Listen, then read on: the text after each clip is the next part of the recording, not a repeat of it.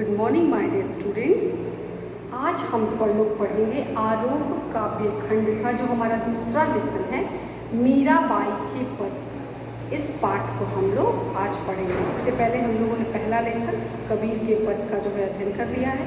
सो now second lesson Meera के पद। सो पद को पढ़ने से पूर्व हम सबसे पहले मीराबाई के विषय में संक्षिप्त जो है वो जानकारी हासिल करते हैं कि मीराबाई कौन थी। इससे पहले जैसे हम लोगों ने कबीर के विषय में पढ़ा, तो कबीर जो थे वह निर्गुण काव्य धारा के सगुण, हमने बताया भक्ति काल की दो धारा थी, एक निर्गुण काव्य धारा, एक सगुण काव्य धारा। सो निर्गुण काव्य धारा के कवि थे कबीर दास जी। और आज हमको जो मीराबाई के विषय में पढ़ना है वह भक्ति काल की दो शाखा, सगुण और निर्गुण। सो मीराबाई जो थी वो निर्गुण काव्य धारा की जो है वो कवयित्री थी। इनका जन्म जो है वो राजस्थान में हुआ था। सो इनकी भाषा जो है, इनकी भाषा में राजस्थानी भाषा का जो है वो पुट देखने को मिलता है। सो आइए हम लोग इनका जीवन परिचय पढ़ते हैं। सगुण भक्ति काव्य धारा की महत्वपूर्ण कवयित्री।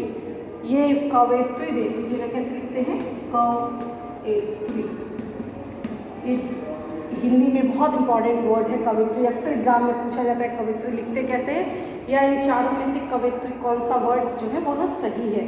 सो सगुण भक्ति काव्य धारा की महत्वपूर्ण कवयित्री मीराबाई का जन्म भक्ति काल की जो थी वो सगुण काव्य धारा, भक्ति काल सगुण काव्य धारा की महत्वपूर्ण कवयित्री थी। और इनका जन्म जो है वह कब हुआ था, 1498 ईस्वी में हुआ था। इनका जन्म 1498 में मारवाड़ रियासत के अंतर्गत पाली के कुड़की नामक गांव में, पाली स्थान है, पाली के कुड़की नामक गांव में दूदा के चौथे पुत्र, दूदा जो थे उनके चौथे पुत्र रतन सिंह के घर में हुआ था। यह विचित्र संयोग है कि आप देखेंगे कि बहुत से जन्म मृत्यु के विषय में जो विशेष प्रमाण है, जो साक्ष्य है, वो स्पष्ट नहीं मिलता है। किसी पुस्तक में कोई और जन्म स्थान बताया जाता है, किसी स्थान पर जन्म को लेकर के, सन को लेकर कंफ्यूजन जो है वो बना रहता है। लेकिन जो सबसे प्रामाणिक माना जाता है वो 1498 और कुड़की नामक स्थान पर इनका जन्म जो है वह माना जाता है। सो इनका जन्म जो हुआ था पाली के कुड़की नामक स्थान पर हुआ था।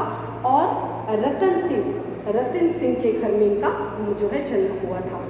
मीरा का जो विवाह है, मीराबाई का विवाह सिसोदिया, मेवाड़ एक राजस्थान प्रसिद्ध स्थान है।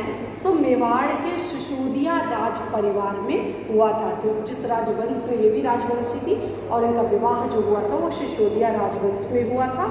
और उदयपुर का किला आप लोगों ने सुन रखा होगा।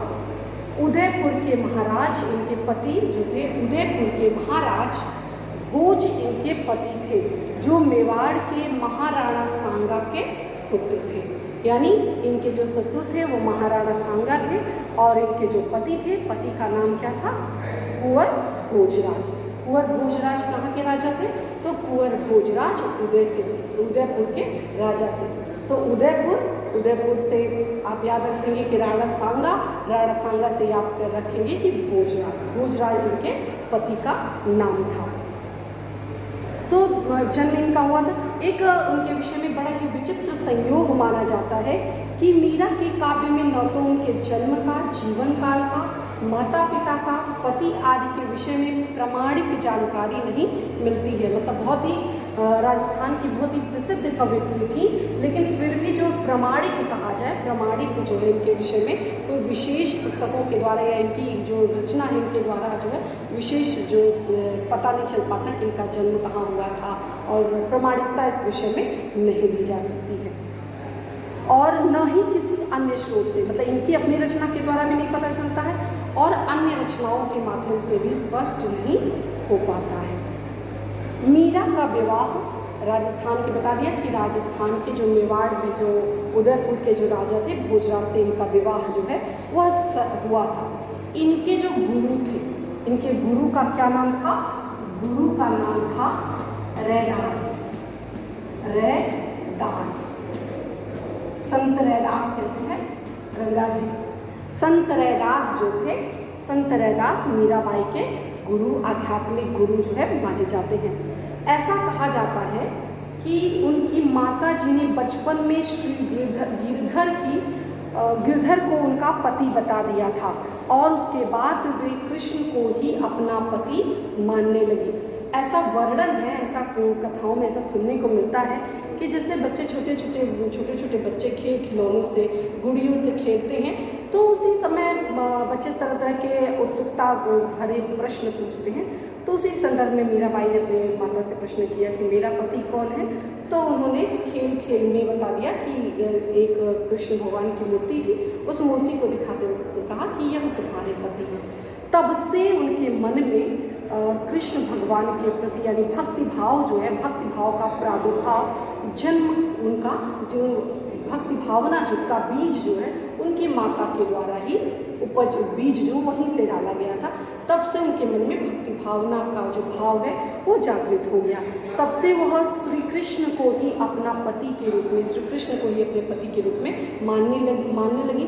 यदि भी विवाह भी हो गया, विवाह बहुत समय तक नहीं चला, कुछ समय बाद उनके पति की मृत्यु यानी जो कुंवर भोजराज रहते हैं उनकी मृत्यु हो जाती है और उनके परिवार वाले जिस समय उनका अंतिम संस्कार लोग का प्रयास होता है कि मीराबाई जब उनके पति भोजराज मरते हैं तो पहले समय में सती की प्रथा थी कि पति के मृत्यु के उपरांत पत्नी को जीने का कोई अधिकार नहीं होता और पति के मृत्यु के बाद पति की जो मृत्यु है, जो शरीर है, मृतक शरीर, उसके साथ जो है वह सती होना पड़ता था। तो कुछ लोग खुशी खुशी इस बात को स्वीकार करते थे कि हमारा पति नहीं तो मेरे जीवन में कुछ नहीं। सो कुछ लोग ऐसे थे जिनको अच्छा नहीं था, मन नहीं था, लेकिन फिर भी एक संस्कार की वजह से या पारिवारिक दबाव की वजह से वो ऐसा करते थे। सो यही सारी बातें सती प्रथा का साथ जो है मीराबाई के साथ भी लोगों ने किया कि अब इनके पति जो है मर चुके हैं, सो अब इन्हें भी मर जाना चाहिए, इनके साथ सती हो जाना चाहिए। लेकिन मीराबाई ने इस बात का पूरा विरोध किया। लोगों ने जो भी, जैसे एक विधवा को जिस प्रकार के वस्त्र होते हैं, जिस प्रकार उनकी वेशभूषा होती, उस तरह में बनाना चाहा, सो लेकिन मीराबाई ने इसका पूरी तरह से पुरजोर विरोध किया और उन्होंने कहा कि मेरे पति अभी जिंदा हैं, क्योंकि वह श्री कृष्ण को अपना आराध्य, श्री कृष्ण को ही अपना पति मानती थी। सो ऐसे समय में जब उनका देहावसान हुआ, जब उनका मतलब अंतिम संस्कार का समय, उस समय वह चित्तौड़ में उपस्थित नहीं थी। सो मीराबाई के जब पति का जो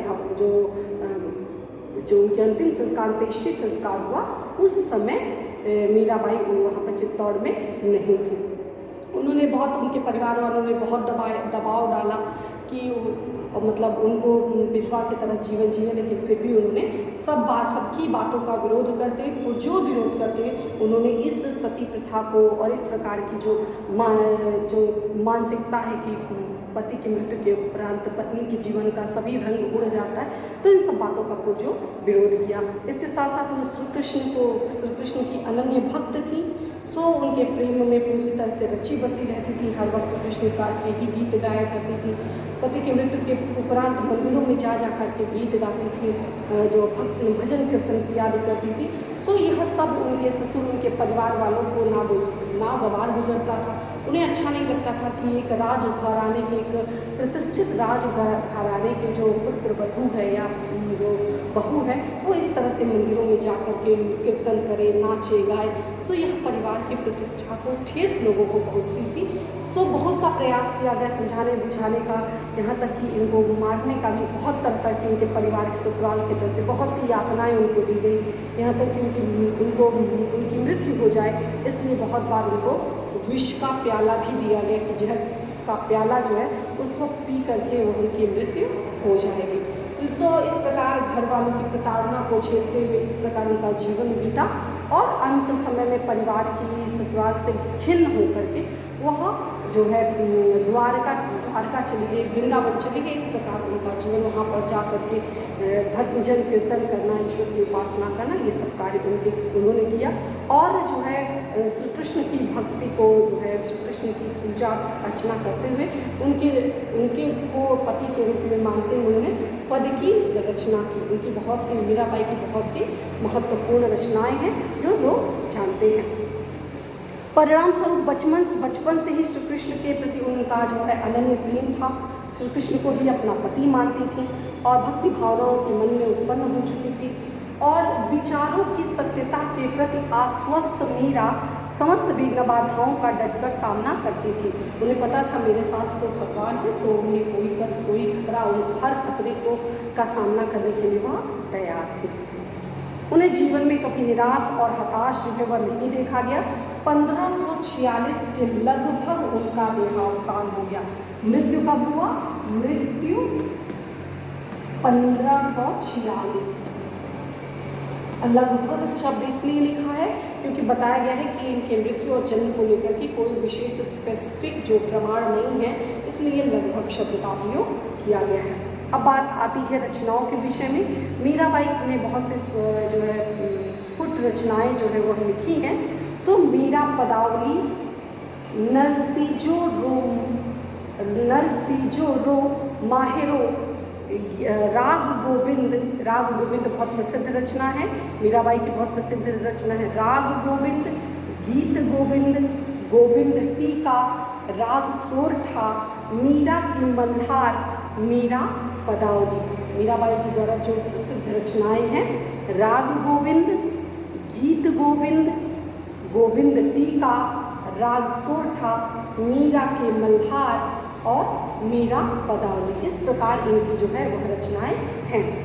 साहित्य बता दिया गुरु जी के विषय में। इनके जो आध्यात्मिक गुरु थे वह संत रैदास थे। साहित्यिक विशेषताएं, मीराबाई श्री कृष्ण को स्वामी मानकर उनकी भक्ति करती थी। तो मीराबाई की जो भक्ति है, मीराबाई के जो काव्य है, उसमें श्री कृष्ण के रूप सौंदर्य का वर्णन, श्री कृष्ण को अपने पति के रूप में एक प्रिय जो पत्नी होती है किस प्रकार पति का सानिध्य चाहती है, ये सबको आधार बना करके उनके कृष्ण की अनन्य भक्ति करते हुए उन्होंने पद की रचना की। उन्होंने प्रेम के संयोग और वियोग दोनों पक्ष की सुंदर अभिव्यक्ति की। यानी जो एक पति पत्नी का सुखद संयोग और वियोग दोनों स्थितियाँ जो होती हैं, श्रृंगार रस की जो दोनों स्थितियाँ होती हैं, उन दोनों स्थितियों को ध्यान में रख करके इन्होंने रचना की। श्री कृष्ण को अपना आराध्य, अपना पति बताया।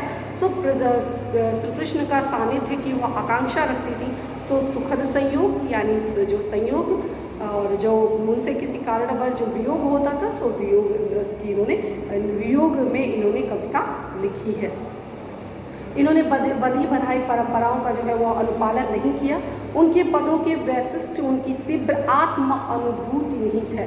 सो उनकी कविता में कोई ऐसी अलौकिक बात नहीं। उनकी कविता क्या है, जो स्वतः की अनुभूति थी, जो अपने पति के लिए उनके मन में जो भावना थी, कोमल जो अनुभव थे, उन्हीं अनुभव को उन्होंने स्पष्ट रूप से किया। मीराबाई का काव्य प्रवृत्ति स्थापक भी माना जाता है। इन्हें प्रवृत्ति स्थापक कवित्री के रूप में भी जाना जाता है। एक विशेष प्रकार की प्रवृत्ति, एक विशेष प्रकार की रचना इन्होंने की है। भाषा शैली, जैसे ये राजस्थान प्रांत से थी तो राजस्थानी इनकी मुख्य भाषा के रूप में जानी जाती है। मीराबाई की जो भाषा है वो राजस्थान और गुजराती मिश्रित भाषा है। इनकी शैली में जो विशेष बात क्या है कि वो सरल सहज शब्दों में अपनी बात को अभिव्यक्त, यद्यपि जो शब्द हैं वो राजस्थानी हैं और गुजराती हैं, जो भी इस भाषा के जानकार नहीं होंगे, थोड़ी बहुत उनको असुविधा हो सकती है, लेकिन उन भाषाओं में भी जो सबसे सरल भाषा होती है, ग्राह्य भाषा होती है, सहज बोध की भाषा होती है, इसको उन्होंने बताया है। राग रागिनियों पर आधारित है। इनकी अनेक प्रकार के छंदों का प्रयोग किया है। गीतात्मक गीत काव्य की दृष्टि से मीरा के काव्य अत्यंत महत्वपूर्ण स्थान रखते हैं। उनके पदों में गेयता और संगीतात्मकता का गुण विद्यमान है। उनकी जो कविताएं हैं, क्योंकि वह भजन कीर्तन इत्यादि करती थी, तो उनकी कविताएं जो हैं वह कैसी कविताएं हैं, उनकी कविता जो है वह गेय है। गेय मतलब गाई जा सकती है। उनकी कविता क्या है, संगीतात्मकता से ओतप्रोत है। गेय है यानी उनकी कविताओं को गाया जा सकता है। बहुत सी ऐसी कविता है जो पढ़ी जाती है, जो है पद होते पढ़े जाते हैं, लेकिन इनकी कविता क्या है, इनकी कविता गेय है, यानी गाई जा सकती है, समझी जा सकती है। तो संगीतात्मकता का गुण विद्यमान था। इनके समय में बहुत से राजनैतिक उथल पुथल मिले। इसी समय बाबर का आक्रमण भी हुआ था, फिर खानवा का युद्ध हुआ था। तो इस प्रकार बहुत से उथल पुथल, राजनीतिक उथल पुथल के समय इनका जो है रहस्यवाद जो है वो बहुत ही प्रमुखता के रूप से जो है वह प्रस्तुत किया है। तो ऐसे परिवेश में, ऐसे समय में इनका जो है जन्म मृत्यु, उनका जीवन काल चला। सो इनके लिए बहुत ही एक तरह इनसे कहा जा सकता है चैलेंज पूर्ण इनका पूरा जीवन जो है बहुत ही संघर्ष में रहा। सो जन्म 1498, मृत्यु 1546 ईस्वी। इनका जन्म कुड़की में हुआ था। इनके जो गुरु थे सत्यराज जी थे। इनके पति का नाम कुंवर भोजराज था। इनके जो ससुर थे उनका नाम राणा सांगा था। इनके पिता का नाम रतन सिंह था। इनके जो बाबा जी थे वह दादू के 4 पुत्र में रतन सिंह चौथे नंबर के थे। उनके पुत्र के रूप में इन्हें जाना जाता है। इनकी प्रसिद्ध जो पुस्तक है राग गोविंद, गीत गोविंद, और जो है राग सोल था, मीरा के मल्हार, मीरा पदावली, ये सभी प्रसिद्ध इनकी रचनाएं हैं। सो इस प्रकार आप बुक से देख करके, बुक में सब कुछ दिया हुआ है, बुक से देख करके आप जीवन परिचय इनका लिख लीजिएगा कॉपी में, और उसके साथ साथ जो भी इनसे रिलेटेड कोई भी जानकारी आपको प्राप्त होती है वो आप प्राप्त करके उसको जानकारी अपना अध्ययन करेंगे। धन्यवाद।